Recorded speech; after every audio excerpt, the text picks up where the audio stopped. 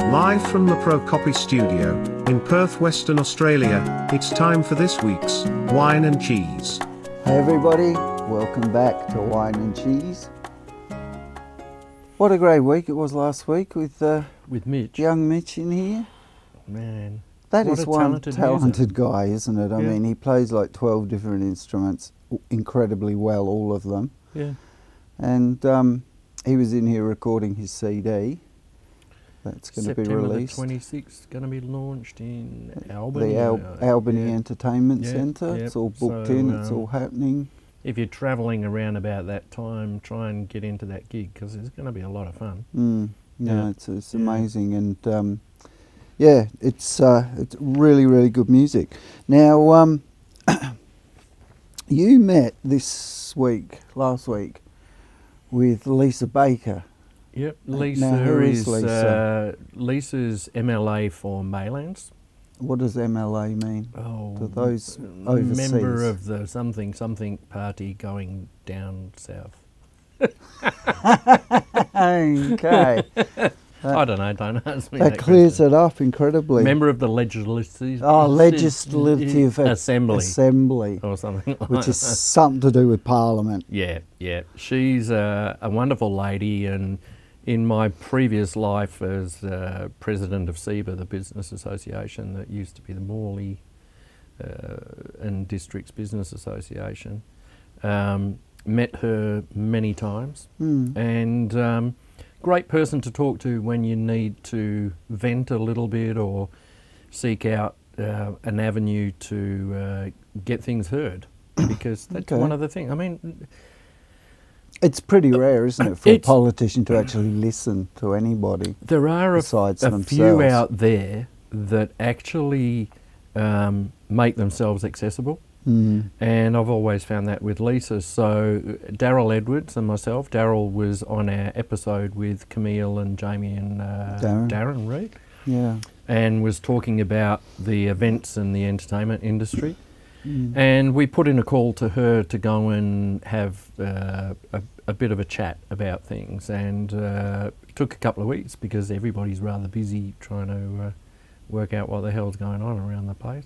And met with her last Thursday, and we were there about an hour and a half actually. That's pretty good. That's fantastic, of a politician's time. and I know That's they're good. exceptionally busy, and they've always got several things on. You Yeah. know. So we went through quite a few things to do with the industry, and a few Okay. general things as well. You know, Yeah. some of the concerns that you know that I talk about from day to day. So it was good to So put was an it- observation Was forward. it just the entertainment sector or general businesses?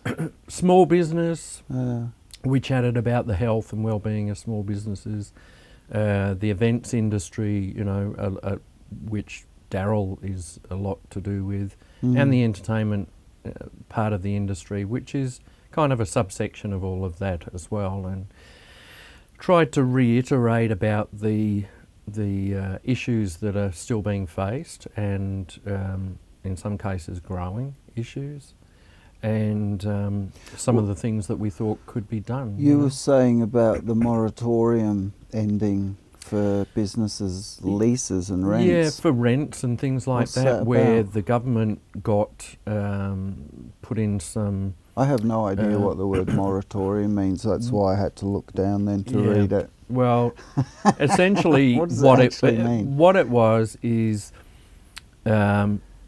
if you couldn't pay your rent, you could negotiate with the landlord about making arrangements to part pay your rent and things like that. Well, the government realised that with this COVID thing, things were going to get out of control, you know, and so what they did is they put in a few things into place so that landlords couldn't kick businesses out.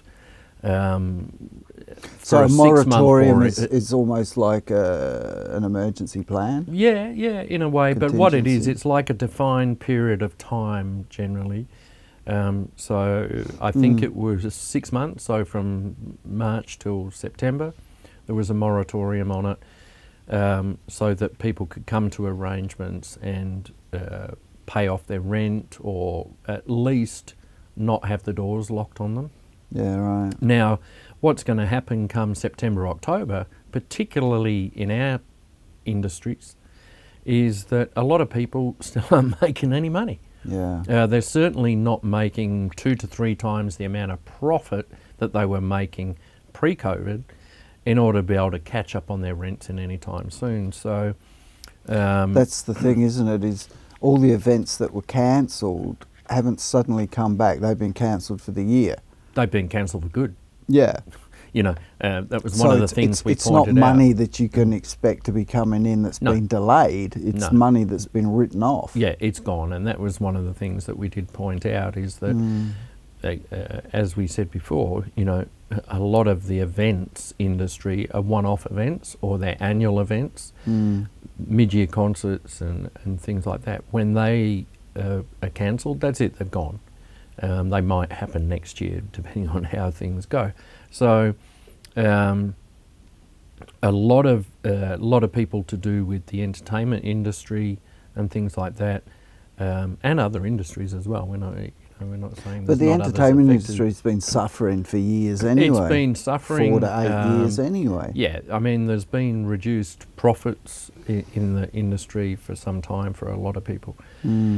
So, our point there was, okay, well, businesses need a sense of, well, at the moment they've got a sense of uncertainty. They don't know what's coming up.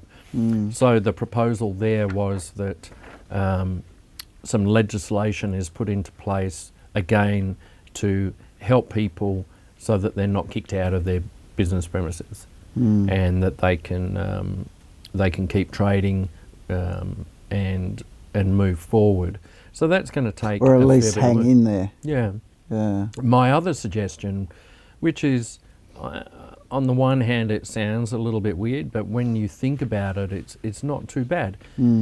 If the government found funding to be able to pay landlords overdue rent, and in some cases it might be $20,000 or $30,000 or something like that, it seems like it's a lot of money, but it's nothing compared to having 5 or 6 or 10 people out of work and getting Centrelink. In the same period of time as that is happening, you've still got a business able to operate. You've still got the staff spending money. You know, 80% of the money you earn probably goes back to the government one way or another anyway. So it's like kind of paying it forward. Yeah, that's the way I look at it. If they were to support small businesses by coming to some arrangement with rents, the landlord can pay their accounts, they can pay their their loans, and excuse me, and businesses can carry on, staff can keep working, and there's a health issue, mental health issue. Everybody feels a lot better because they can keep going, and then hopefully things grow and start to rebuild, and then the pressure is taken off. So that was one of the suggestions that I had, is that is there an avenue where their bean counters can go in, have a look at what are the ramifications if we don't support the businesses. You were saying that as well, that she didn't seem to have a grasp of the pyramid that we've shown before on the show, of it's not just the person on the stage, it filters all the way down to support staff, to everybody that has something to do with it. And she really wasn't aware of that, the depth of it. Yeah, a lot of the politicians have a bit of a general understanding about what's going on. But when Daryl pointed out the fact that there were 30 businesses in the city of Bayswater and Bassendean, events-based businesses, 370 people employed, that was a bit of a shock. I can imagine. That there were so many doing that type of work in that area, and that there was an awful lot of money invested in their businesses by them that in some cases have taken 30, 32, 33 years to build up that inventory of equipment and to be able to do these jobs. Daryl also pointed out that he got asked to help out just as COVID was starting to happen with a concert in town where all of the equipment had been sent over from over east. They had problems with the equipment. He was able to supply exactly the same equipment from his warehouse in Bayswater that had been trucked across the country. So why wasn't it ordered there to begin with? That was the question we posed. Why is it that that is coming across And when you there would are think- people here that can do it? Well, you would think the promoter, the producers, the venue, all of that would welcome a cheaper rate for the same stuff. I think sometimes it's convenience. If you've toured around the country and you've got a relationship with a particular company. And that can be happens. true because, as you know from big touring shows, that they like to keep all the stuff together, put it in its container. I mean, could you imagine Roger Waters' concert that we saw at the entertainment centre there was... You'd hate to turn up somewhere and find someone forgot to bring a double adapter. Yeah. I mean, it really is that, but I think there may be a bit of a push to go, okay, well, why do you need to bring it over now? And that would help companies like Darrell's. Is that then going to piss off the transport companies? I don't think so. I think it just makes an awful lot of sense to actually provide it here, support the businesses here at a time when they need it. And I think that might happen in the foreseeable future. That would be a great way to actually do it. You know, so it's one of those things that hopefully that information helped. And I think the vast nature of it, I mean, you take, for example, a shire or a city department, you know, they have a number of different events each year in their buildings. They have workshops with people, they have public meetings and all that kind of stuff. And they'll have somebody walk up to the lectern and start talking, and they've got a PowerPoint presentation that plays on a screen, a couple of TVs dotted around the place. They're all operated by AV companies and AV people, and a lot of the time they're invisible. It just happens, you know. So you go to a meeting, it just happens. And I think that's the nature one of our the business. things. Is that, you know, people in film and television fight for credits. At the end of a film or a TV show because that's all we get. But so many projects we work on don't even allow for credits, and so we don't get anything. We're the invisible people that make it work.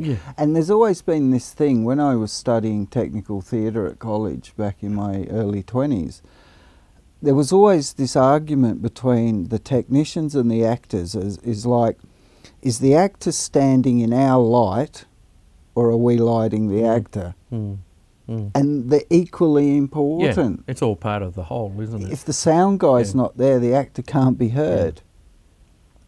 So the extent of those kind of jobs and things like that is massive. You know, Darrell, as he stated on the program before, you know, he does something like 2,000 jobs a year. So he's 1,000. We should go and work for him. Yeah, well, not at the moment. He's going to struggle between now and Christmas. Because to a large extent, a lot of the shires and those kind of traditional gigs have all been canned. You know, public events are being canned, school concerts. There may be a few starting to happen, but people are very reluctant.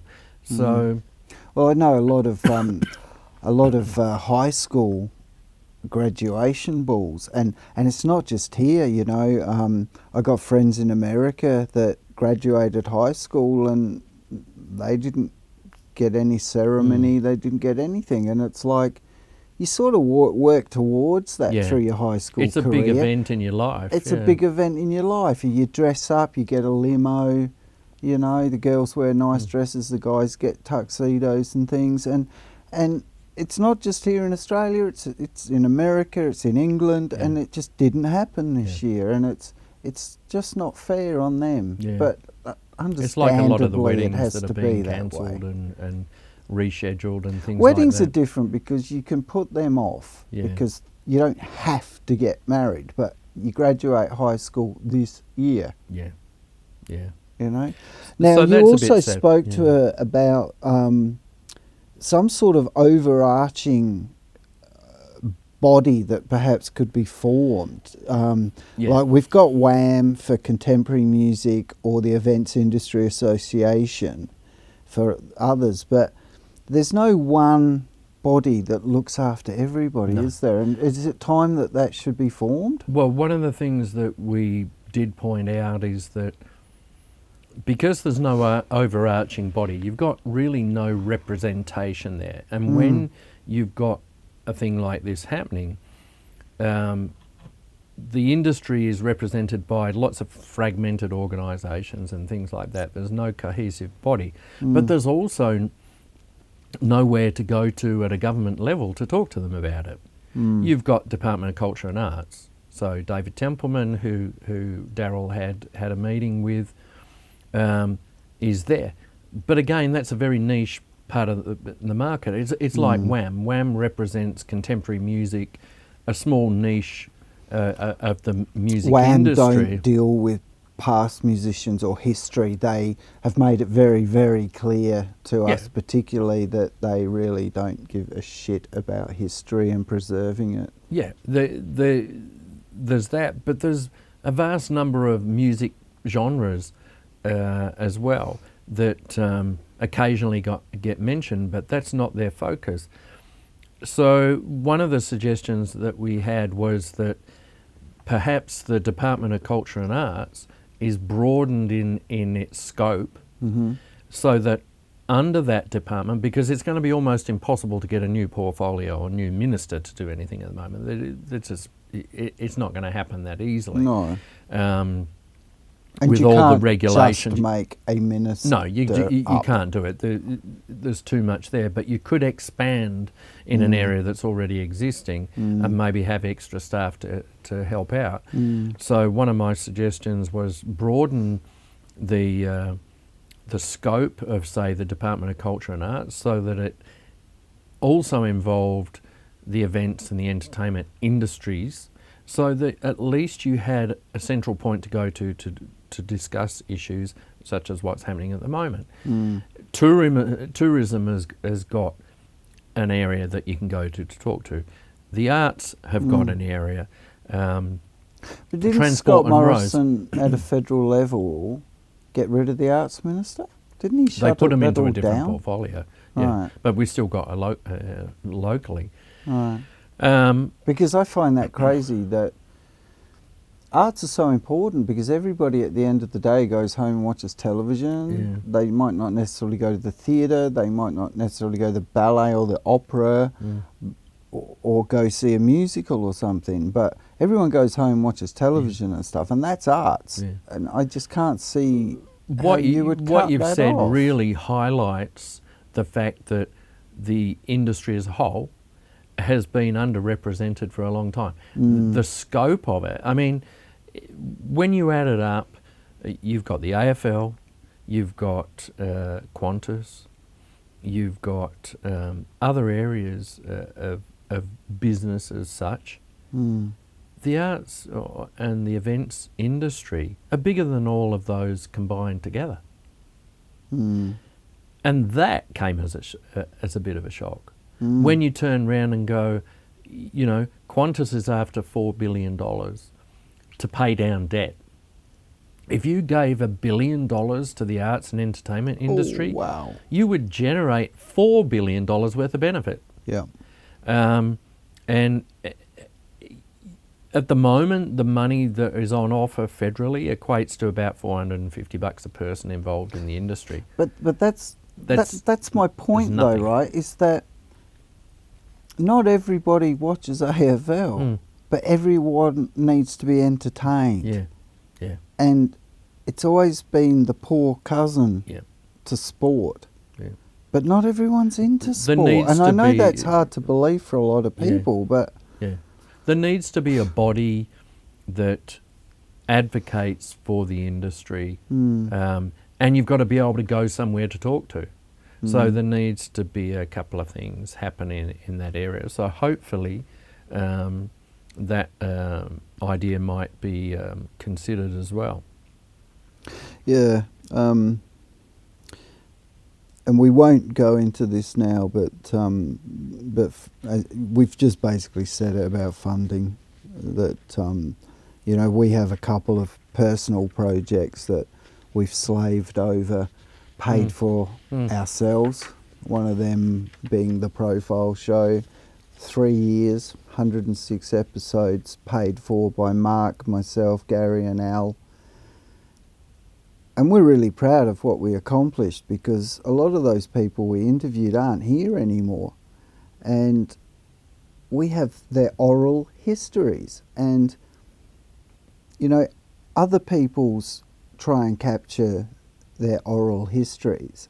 And our oral histories are just as important. And the stories that people can tell about things that aren't ever going to be written in books, aren't ever going to be anywhere, you know. And we captured a lot of that, which was great. But it really got to a point where we just couldn't afford to do it anymore, because when we're working on that, we're not working on paid jobs. And the bills have got to be paid, or we've got no studio to keep filming in. You know. One of the other things that I'll bring up, which is related to the whole kind of music industry as well, is that in European countries, and people like Rick Riddle and Michael Videlli and all of that will confirm this. In a lot of those countries, Richie and Gabby. Yeah, the staff in some of the venues, the entertainment venues, are actually paid for with government money.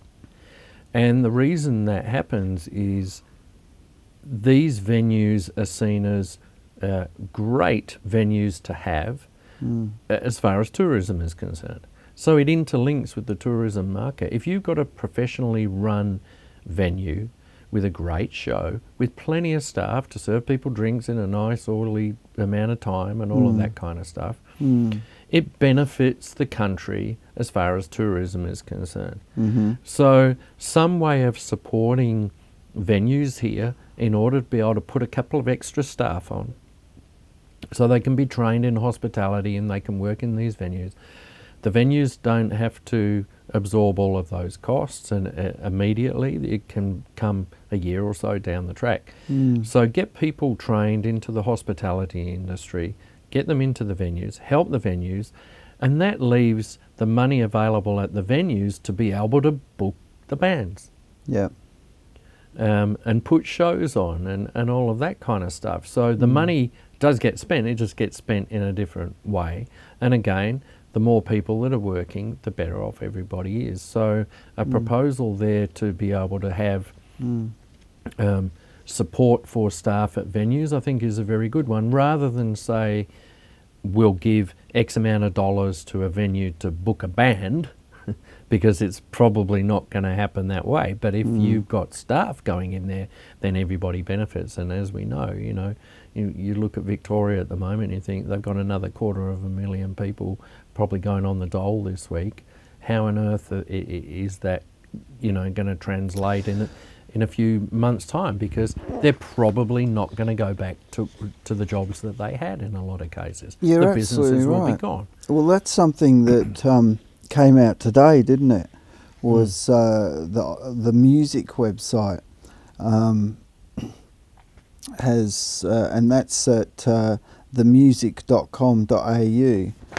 But it came out about Victoria, and it happened here, but it's really, really hitting them hard, because I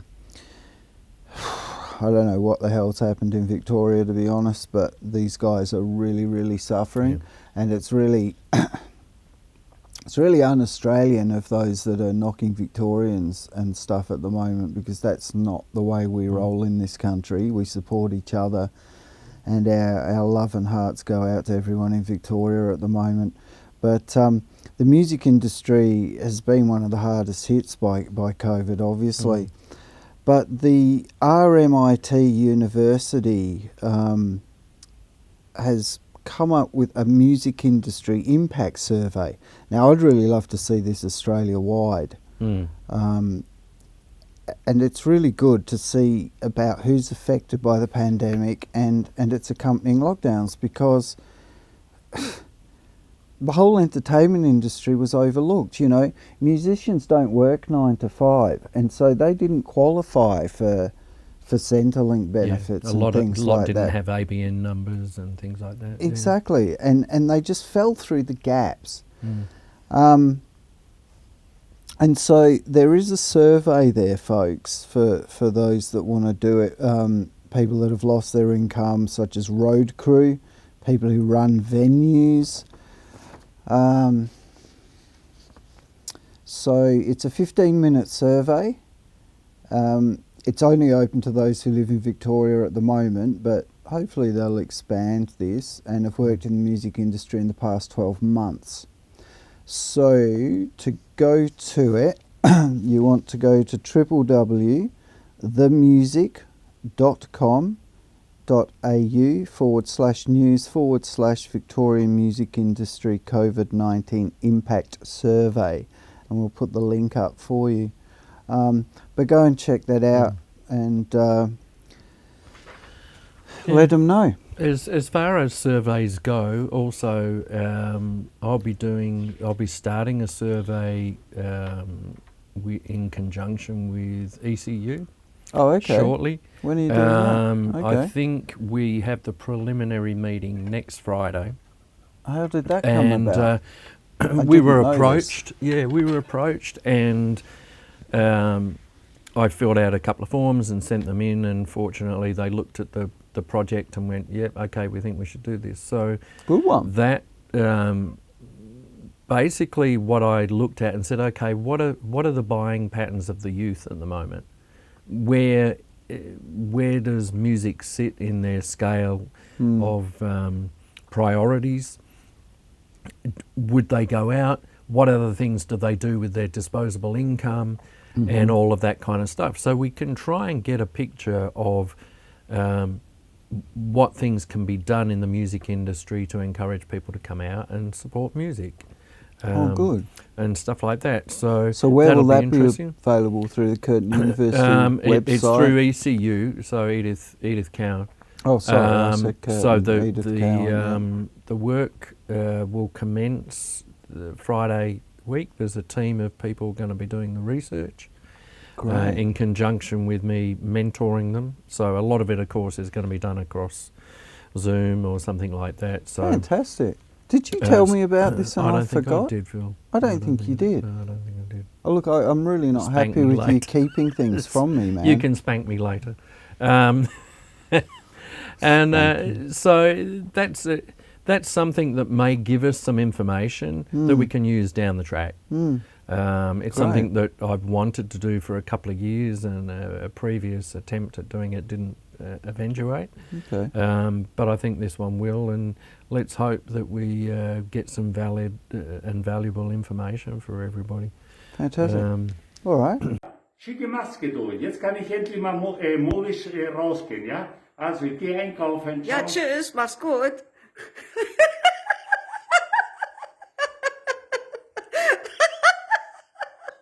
We got some great gigs coming up. 3 great gigs coming up. Finally. 3 great gigs coming up. Darren Reed is actually doing a support gig at the Astor. He's great. He's been out and about as well doing stuff. That guy doesn't stop. Yeah, no, he's amazing. He's great and so vibrant. He's been doing car parks and things to keep social distancing. It's brilliant. From the top of a car. Yeah. So he's doing a gig called A Little Help for Our Friends, which is a support gig to help industry people, like Daryl and a couple of Backline and a couple of other places that have been finding it a bit tough. He's taken it upon himself to organise a huge gig. It'll be at the Astor Theatre in Mount Lawley there. I love that theatre, nice deco theatre. Yeah, it's brilliant. Awesome. It'll be the 22nd of August, so only a couple of weeks away. And hopefully it's going to sell out. Of course, it's on this cusp of how many people can they put in there at the moment? Yeah. Like so many things. So hopefully that weekend they raise the limit a little bit, but from what I'm hearing, I think we have to be prepared for it maybe not to happen like that. But it would in be a venue great. like that, you could social distance better. Yeah, yeah. So you probably, Yeah. with upstairs as well. I think it's just getting in and out of buildings like that Oh, make that's it all true, isn't difficult, it? and the Of course. toilets and all that kind of stuff. Of course. So I hadn't even thought of Darren that. Reed and the Soul City Groove are playing, Felix, Steel Rex, Airbag and Wax, which are all Fantastic. bands that have in the past have drawn really big crowds around the place. Yeah. So that's a fantastic gig on August the 22nd. What's the one that you've got? Well, we're doing a concert for Slim Jim, Jamie McCanty. Yep. Top guy. Everyone loves him. He's one of the nicest guys you could ever meet.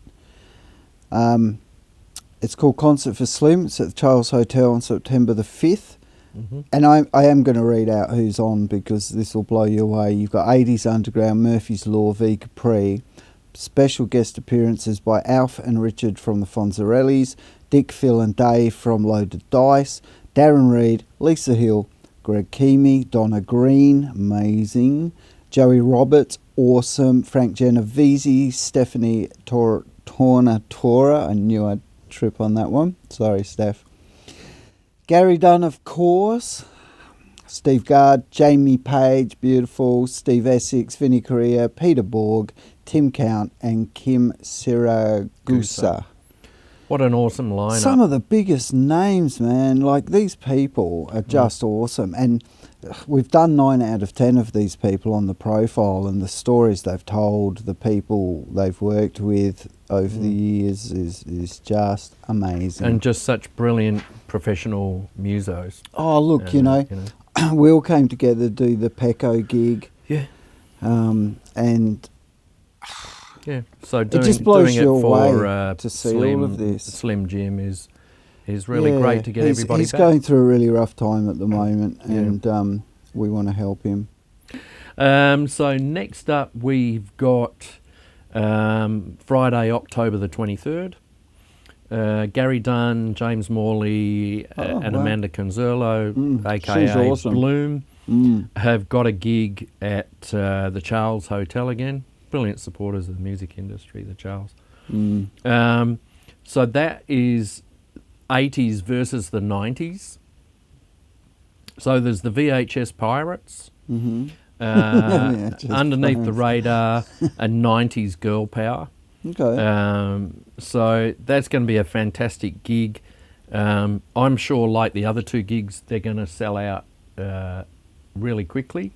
So get in there, get the tickets organised for that one. That's going to be another fantastic show. So all sorts of different stuff. Some of the guys from Murphy's Law, I think, are in VHS Pirates. Okay.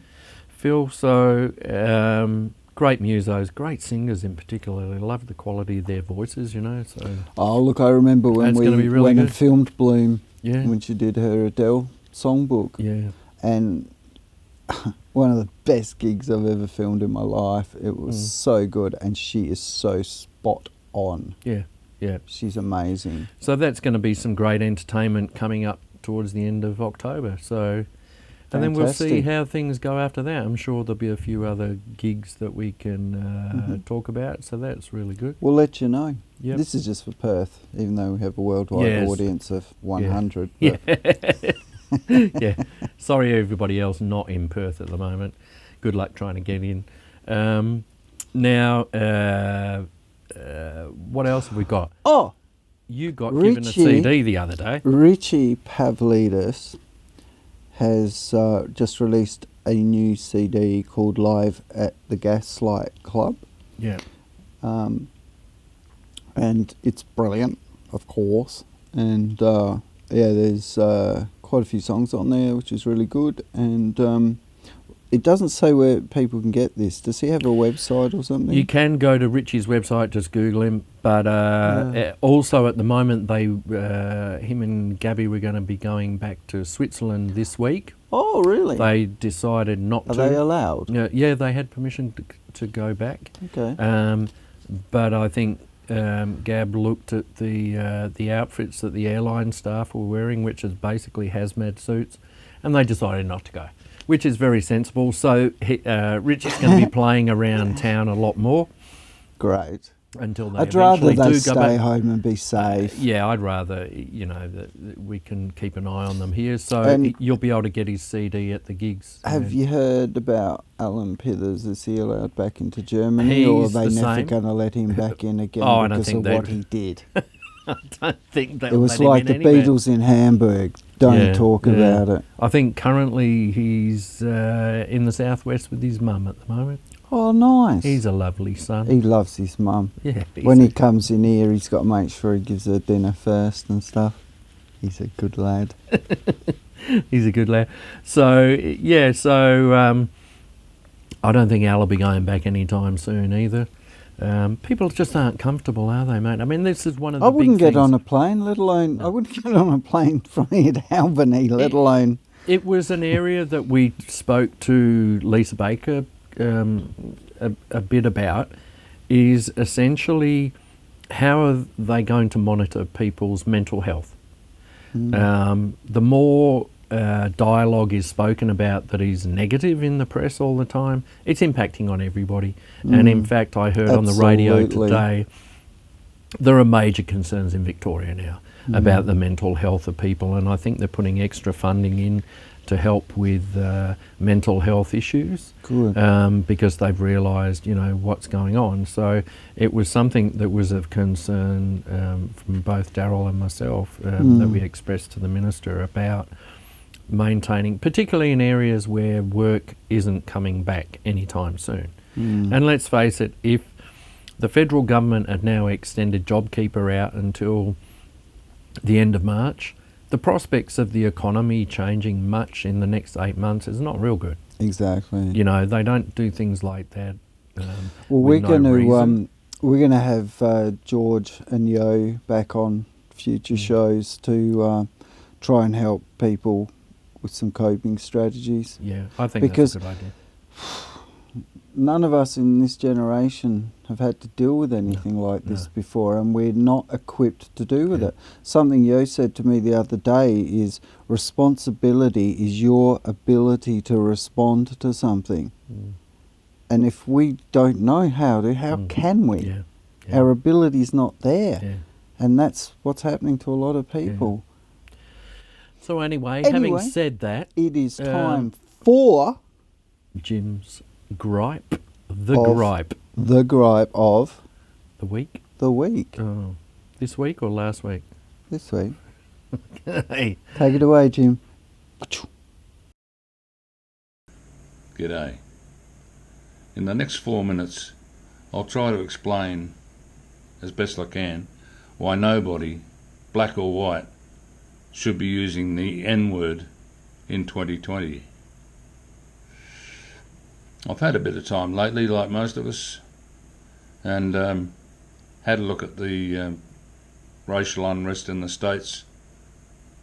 And I was discussing this with a mate of mine the other day, and he said, my son's been dropping the N-word around the house lately. And I fronted him, and he said he had learnt it from rap records. Now, I'm a child of the 50s, and like my friend, I grew up in a time when the N-word was sprinkled around literature, films, even on television. But even then, to most of my generation, it seemed like a derogatory term. From the early 1600s, when slaves were transported to America to work on the cotton and tobacco plantations in the South, it was used to dehumanise and keep slaves in their place. The word is believed to have been contorted from Niger, Latin for black, as in Nigeria and the Niger River in Africa. It also means river among rivers in the local language. Anyway, from now on, when you hear a bleep, you'll know it's the N-word.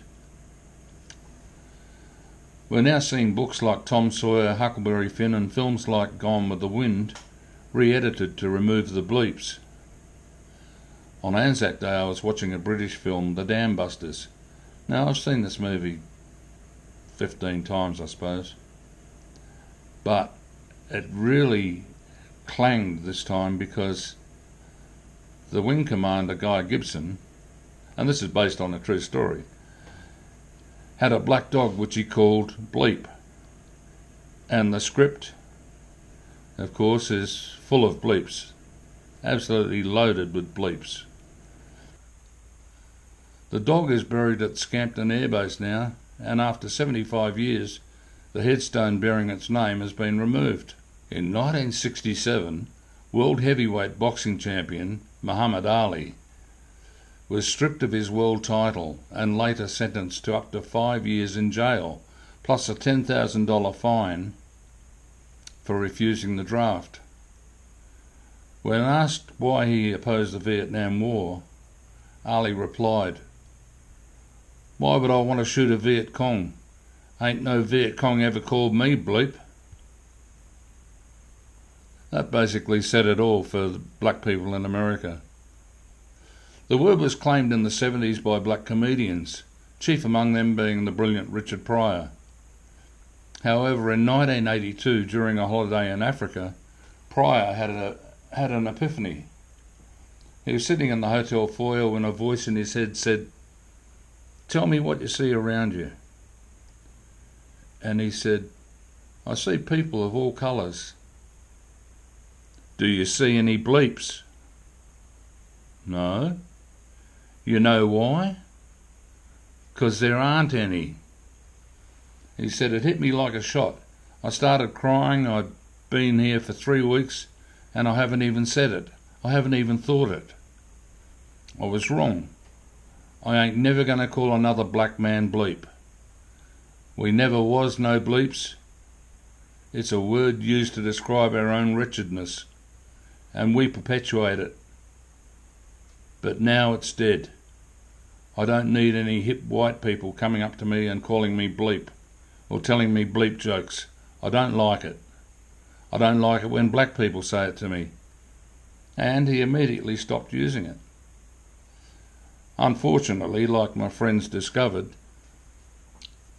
a new generation of rap artists have ignored that lesson and flicked it around like a hand grenade with the charge removed. But the charge hasn't been removed. It's just been passed on to rap fans, black and white, who have no idea of its history and the hurt it holds. Which sort of reminds me of a saying coined in 1905 by George Santayana. He was a philosopher, a Harvard professor, poet and a writer.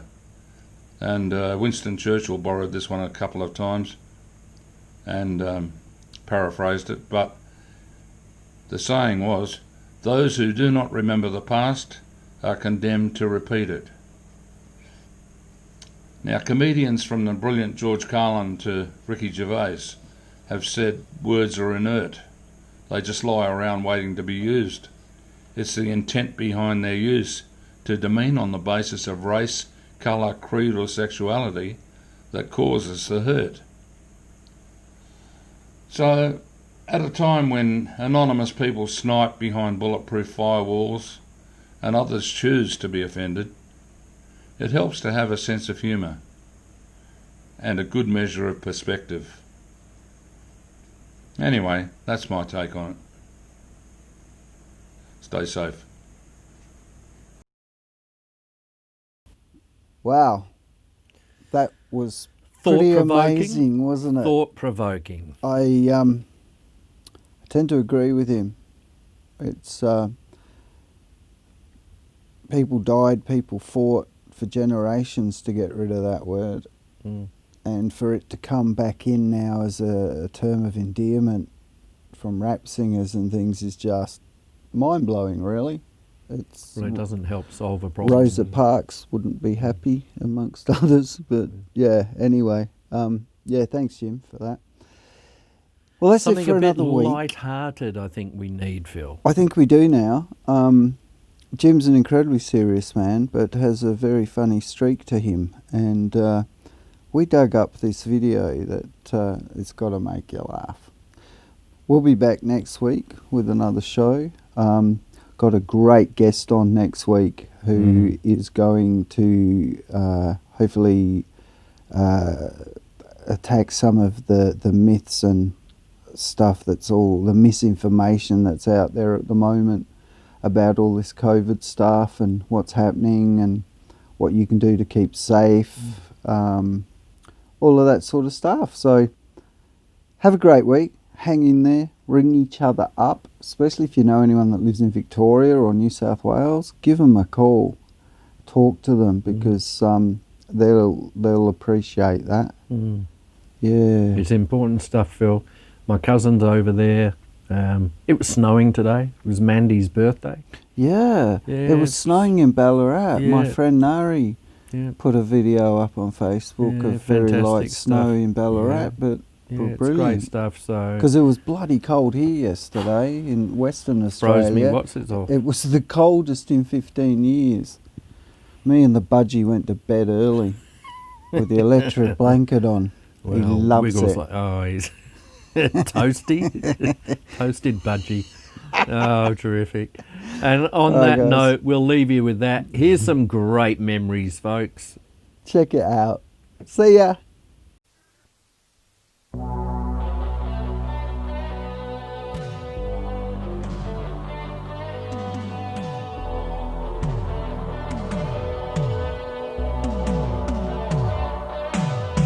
been married for a year, but it seemed like more. He used to love his wife, but she was getting to be a bore. So he looked around the office, and he liked what he saw. Tight little numbers, eager to be poor. So he called his secretary, put her on his knee. He said, I'll make it worth your while if you come away with me. We can hide away this weekend, leave our work behind. I'll even let you whip me if you promise you'll be kind. they were gonna have a dirty weekend on that shuffle. Dirty weekend on that shuffle. Well, my wifey won't mind if I show you a real good time. Dirty weekend on that shuffle. So he drove away smiling to have the time of his life. Well, business is business. That's what he told his wife. And as he lay back on the bed, trying to pull his socks off, he thought, Any moment now. I'm gonna get my rocks off. He was gonna have a dirty weekend on that shuffle. Dirty weekend on that shuffle. Well, my wifey won't